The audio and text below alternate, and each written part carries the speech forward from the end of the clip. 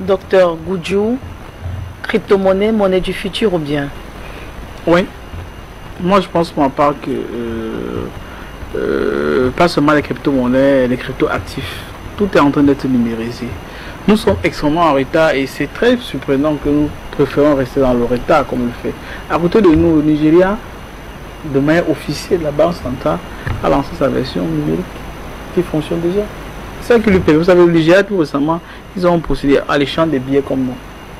Et la quantité de billets arrivés sur le marché était extrêmement infinie par rapport à la demande. Ce qui les aide aujourd'hui, ce sont les cryptoactifs. La Fédération de Russie, en réalité, une des choses qui permet à la Russie de s'en sortir face aux sanctions, ce sont les crypto-monnaies. Parce qu'en réalité, l'ensemble de leurs revenus à l'extérieur de la Fédération de Russie, 300 milliards de dollars, ont été bloqués. S'il n'y avait pas ce système-là, la Banque centrale de Chine a sa crypto-monnaie. C'est pratiquement partout. Les Américains, les premiers qui utilisent le plus de Bitcoin, c'est les Américains. Je veux dire donc, nous sommes dans un système où nous allons toujours être en retard. Si les meilleurs du monde, que la Turquie, depuis longtemps, tout à l'heure le président Barakani a cité l'exemple du Venezuela avec le président Maduro. Le président Maduro, l'ensemble de leurs avoirs à l'étranger avait été saisi. Même leurs réserves d'or qui étaient ici là, à la City de Londres a été saisi. Qu'est-ce qui a permis au Venezuela de tenir? C'est la crypto-monnaie qu'ils ont créée. Le pétrole. Leur crypto-monnaie est basée sur le pétrole. C'est la crypto qu'ils ont créée. S'il n'y avait pas cette crypto, ça avait été très difficile. Puisqu'ils ne parvenaient plus à faire les transactions, les installations pétrolières étant en difficulté, les sanctions américaines, etc. Même pour commercer avec l'étranger, c'était plus possible.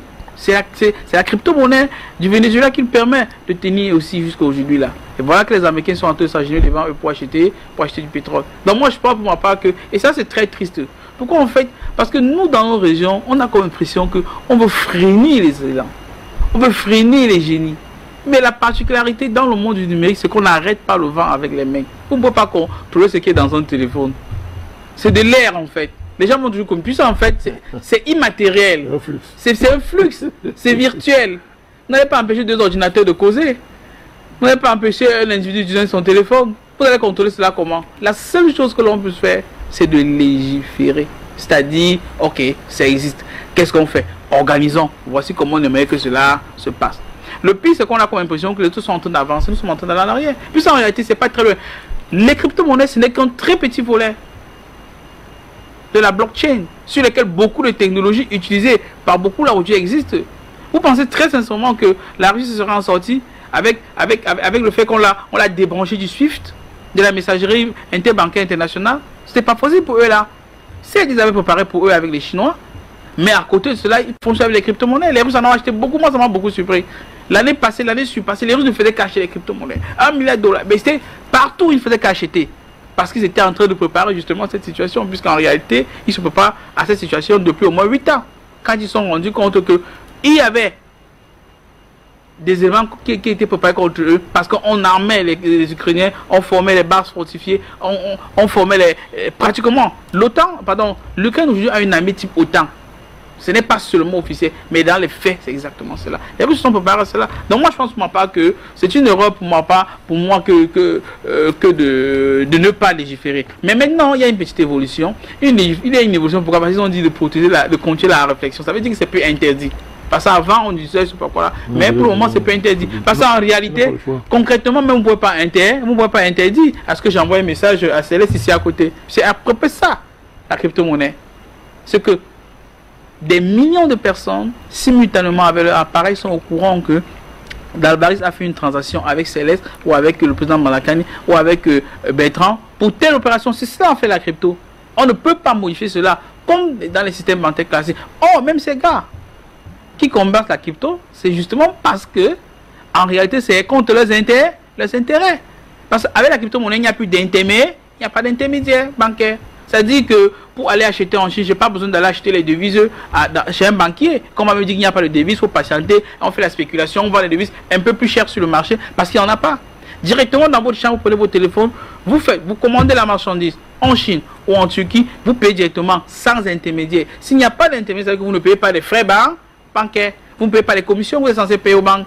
Et cela fait peur à beaucoup de ces gars. Même les gars qui bénéficient du franc CFA, c'est la même catégorie, hein. Parce qu'en fait, leurs intérêts sont mis en difficulté dans ce type de situation-là. Mais malheureusement, si nous sommes dans un contexte comme celui-ci, Ça devrait participer à dynamiser l'économie.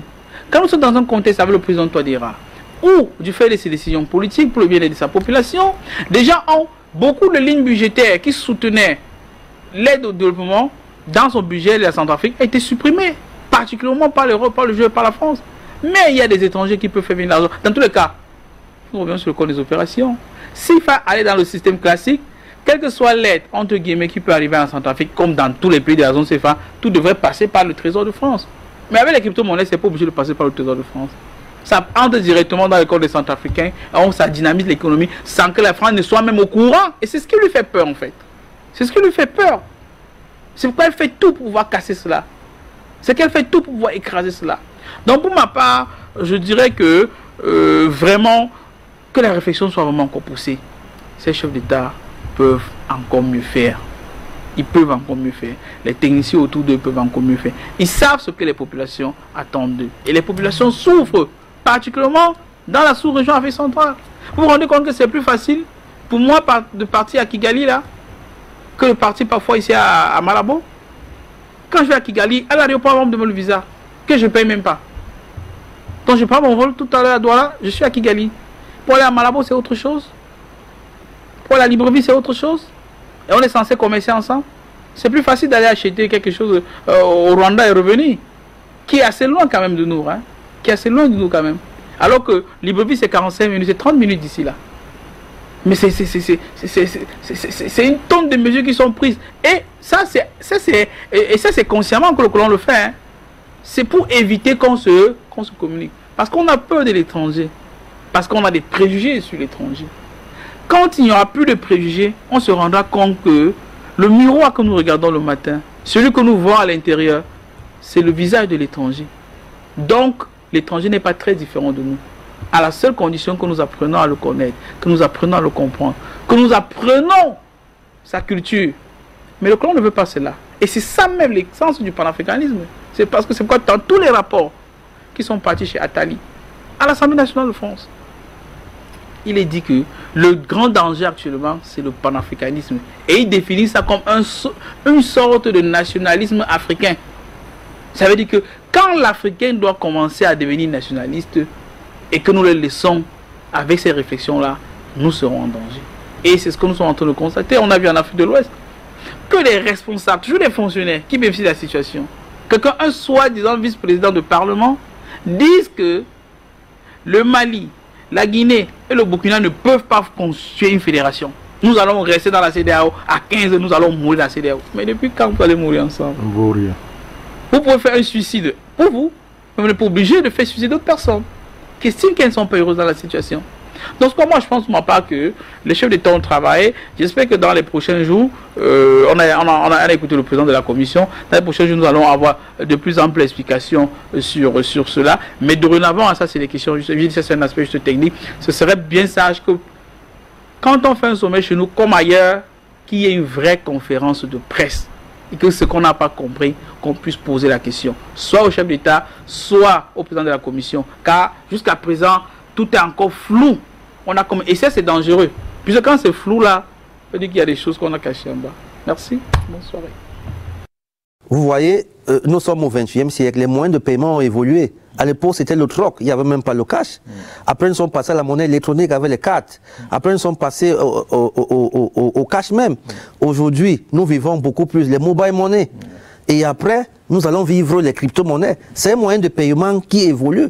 Le temps évolue, les années avancent. Et c'est comme ça que la technologie aussi change au fur et à mesure. Prenons l'exemple de la communication.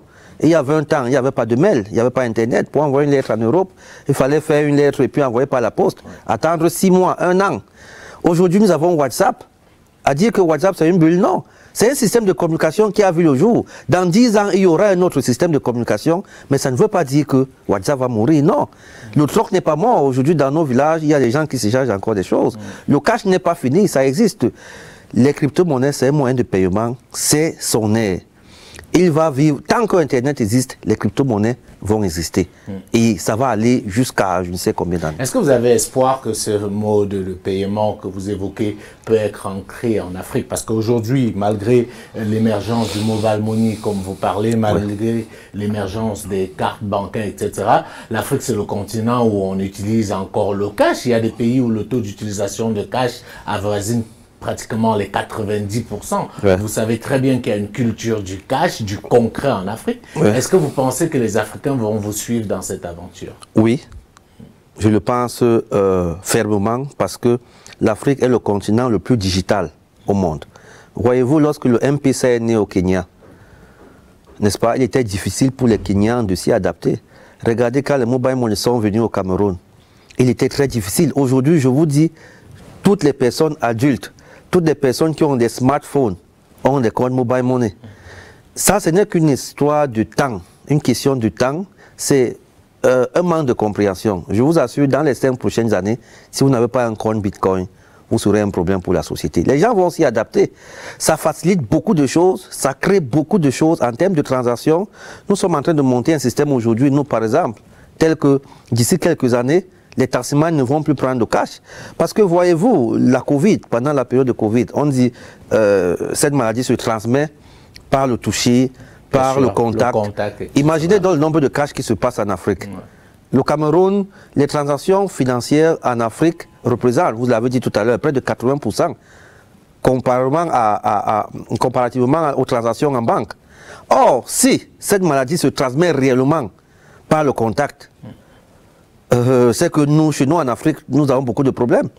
Et donc, il faut développer des systèmes tels que le cash, les transactions en cash puissent être réduites au moins au trop. C'est-à-dire, si on a au trop en peut-être un pourcentage 10%, d'où les crypto-monnaies.